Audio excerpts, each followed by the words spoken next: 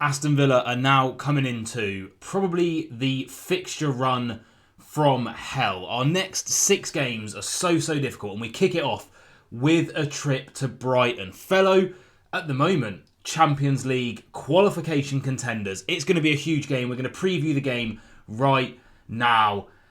Can we do it? We've managed to get over the line against the quote-unquote lesser teams. Now it's time for Villa to really challenge yourself. If you are enjoying the content, guys, we are now 89 subscribers away from 4,000. You can do me a massive favour by going down below, leaving a like and subscribing to the channel. And if you do subscribe to the channel off of this video, why don't you leave a comment as well to let me know, and then you will be featured in the next video. Thank you so much for supporting the channel as well. The FPL is still going on, so let's have a look at my team.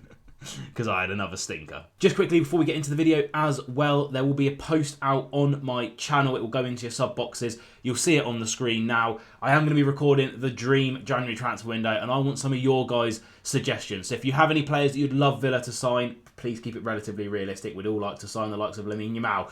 Then go ahead to that post, comment on that post, and they will be featured in the video. Thank you. FPL is still ongoing, and JJ Ropp is like absolutely just smashing it at the top of the league. He's got a 50-ish point lead. Where am I in the league, you do ask? Well, I'm all the way down in 38th. I got 30 points last week. Look at that stinker. Why is Haaland blanking? Do you know what I mean? It was outrageous. But this week, I've got a little bit more hope for my team this week. I made a couple of transfers. I'm hoping Saliba will be back fit. But then we've also got Guehi in there, Mateus Nunes and Haaland. Please link up against Fulham. Please. God, Fulham aren't even that good this season. And then Eze, I've got Rodgers in there. I've captained Semenyo because Everton looked quite poor in their last game. And I'm hoping that Voltmarder will put Thomas Frank and Tottenham to the sword. If you do want to join, the code has been on screen the whole time, as well as in the description below.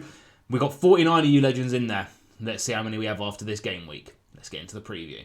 And here it is. Brighton versus Villa. Tomorrow at 7:30. We look at the last lineups. Obviously, the team that managed to get the 1-0 victory over Wolves. And we are going to be making a few changes. Obviously, I will do the Aston Villa Rodgers Reports lineup as soon as we have gone through the FootMob match preview. In terms of Brighton, that man right there, Daniel, what's his name? His name's like Danny Nee Taka Mensah Welbeck or something. He's got like a mad long name. And the amount of goals that he's scoring, the list of them, is getting mad long. I think he's got 7 in the Premier League this season. A real turnaround for him this year. They've also got Ferdi Kalioglu, a player that I actually wanted Villa to sign like 2-3 seasons ago on the channel. I think I've done a couple of videos on him. Really talented lad at left back. And then we also have Minter, another one of their danger men as well. On that right hand side, he is absolutely rapid youngster, full of confidence, and will just go and take people on. In terms of injuries, we don't know about Ross Barkley just yet. Emery's press conference hasn't been put out yet, but also we know that Mings won't be available. But Brighton also missing a couple of key players, right? James Milner, that experience is absolutely undeniable in that team. Matoma, we all know the player that was linked with every big club in the world a couple of seasons ago, kind of had a bit of a fall off in form, but he shouldn't be back for this game. Adam Webster definitely out, and then Jorginho Ruta, we don't know whether he will be back. He's just doubtful. Watson, March as well out. If we look at the forms of both teams, you will see that Villa come into this just about in better form. 5 wins from 5, whereas Brighton lost 2-0 to Arsenal. Obviously, we have to play Arsenal twice this month, but then beat Leeds 3-0, bettering our 2-1 result. Drew 0-0 with Crystal Palace, something that we could probably only dream of is getting any kind of points from Crystal Palace at the moment, before going and beating Brentford and Nottingham Forest back-to-back. Their last 2 home games, the 3-0 over Leeds and the 2-1 over Brentford. If we go to the table, you will see it is 4th versus 5th. And you know what? I'm really happy to say that it's 4th versus 5th. The Premier League keeps on trying to keep the traditional top 6 down. They keep on trying to shove us down and allow Man United, Tottenham, teams like that to carry on spending money even though they finished so far down in the table. Chelsea being able to, sell hotels to finance their team's progression in the league. But the fact that it's Brighton versus Villa, 4th versus 5th, I really think that is fantastic. Hopefully Newcastle can get back up there. Sunderland in 6th place. I just really love to see that the traditional top 4/6 are being challenged by us pesky newcomers that just won't take no for an answer. And I'm really excited for this game. We go into this game 2 points above Brighton. Again, if we win, we stay in that top 4. Arsenal go to Brentford, Brentford go to Arsenal. Fulham play Manchester City. Chelsea play Leeds, a team that just pushed Man City right to the edge. Sunderland have to go to Liverpool as well. United against West Ham. So there could be some movement, but you would expect definitely United and Liverpool to get wins, probably, because Liverpool look like they were back to their best against West Ham, although Sunderland are absolutely no joke. You could also see Palace possibly getting a win there against Brentford. So there's going to be pressure on this top 4 for us. Now, in terms of the home table, Brighton unbeaten at the Amex. Is the Amex? I think it's the American Express Stadium, isn't it, for Brighton at the moment, with 4 wins and 2 draws at home. I mean, it's a fortress.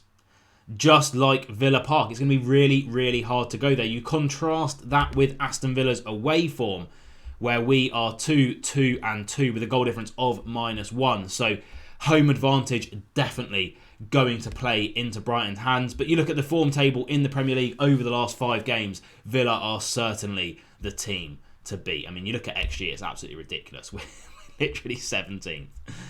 Oh, but the head-to-head, anyway, it's funny. But let's just look at the head-to-head in terms of Villa versus Brighton. And we have had a fair rub of the green, especially since Unai Emery has taken over. A 2-1 and a 6-1. Do you remember that 6-1? I think Ollie Watkins got a hat-trick in that game. They got the 1 victory over us, 1-0 at home. However, the last time we went to the Amex, 3-0. Thank you very much for coming, but 2-2 at Villa Park before that. So the head-to-head is heavily weighted in Villa's favour, but again, the away form for us this season, the home form for Brighton, it's going to be a really, really tough game. So how would I line the boys up? Let's have a little look-see-wook-see. Is going to be, no surprise to anyone, the 4-4-2. Our man of the match from the Wolves game, Emi Martinez, obviously keeping his space in goal. He has been a bit up and down this season, but when you're that far up after such a good game against Wolves, obviously he is one of the first names on the team sheet, along with Matty Cash. Now, he's going to have a lot to do this game, because we know that Ferdi Kadioglu will get forward and will attack down that right-hand side of Villa. So he is going to have to be on it defensively. But luckily, he will be covered by one of the best centre-backs in the Premier League. It is Ezri Konsa. I thought he was a little bit subpar for Konsa standards against Wolves. However, he's our best player, I think, overall, by some distance. He is just, he's an absolute pleasure to watch. And then Pau Torres as well. Now, Danny Welbeck is historically known for being quite a physical striker. He's big, he's muscular,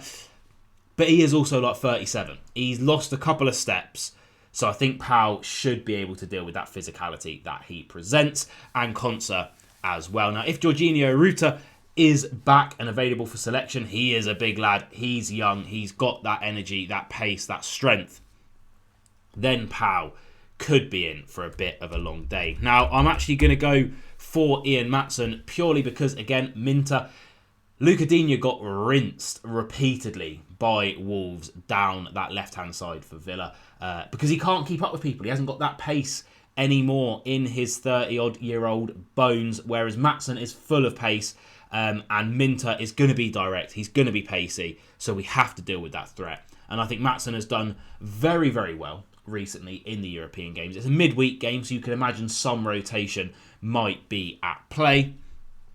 Maatsen, for me, is one of those that has to come in. Now, I'm also going to go, obviously, for our match winner, Boubacar Kamara, slotting in there, because when Cash goes forward, Kamara will slot in and hopefully negate the risk of Kadioglu being able to get forward and overload Brighton's left flank and get the ball into the box where we know we are susceptible in the air defensively. Now, again, to deal with that threat, I'm going to go for a little bit more of a defensive right-hand side unit, and that is John McGinn. Played really, really well against Wolves in that right-hand channel. No reason to change that. Now, I think we do need physicality in this game away from home. We need to start dominating the midfield battle early on. And that is where Amadou Onana comes in. Has been brilliant every time he stepped foot on a pitch for Villa over the last month.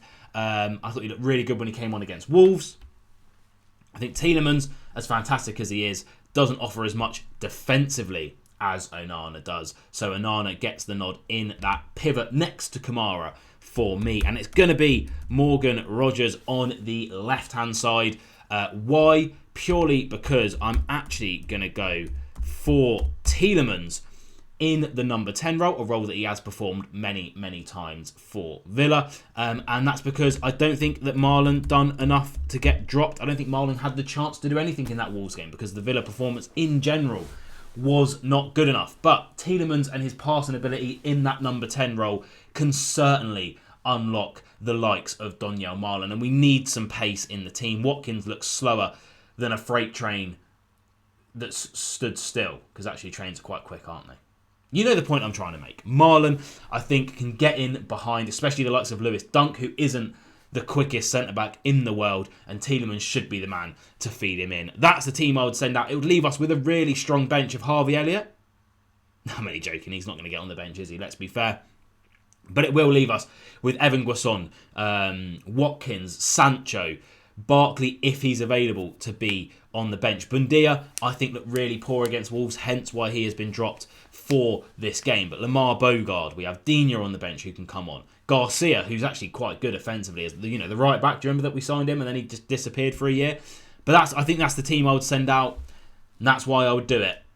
It's going to be a really tough game, though. There you have it, guys. It's going to be incredibly hard, this game. It's going to be really, really tough. But we've got to back the boys. We're in the top 4 for a reason. We seem to step it up when we play better opposition. Brighton, really, really good team. Really like Brighton. Really like their manager. He's doing good things there. But they are susceptible. They are susceptible. More so than other teams in and around us in that top 4. I'm going to back the boys. I'm going to have to do it. Even though it's away from home, we have to turn around that away form sooner rather than later. I'm going to go for a 2-1 victory for Villa. Donyell Marlon and John McGinn to get the goals after I think we might go down 1-0 to a Danny Welbeck special. But I think we have enough to do it. I think we're playing well enough. We are the informed team. We have to go and show it. What do you think? Comment down below. I'll see you guys soon.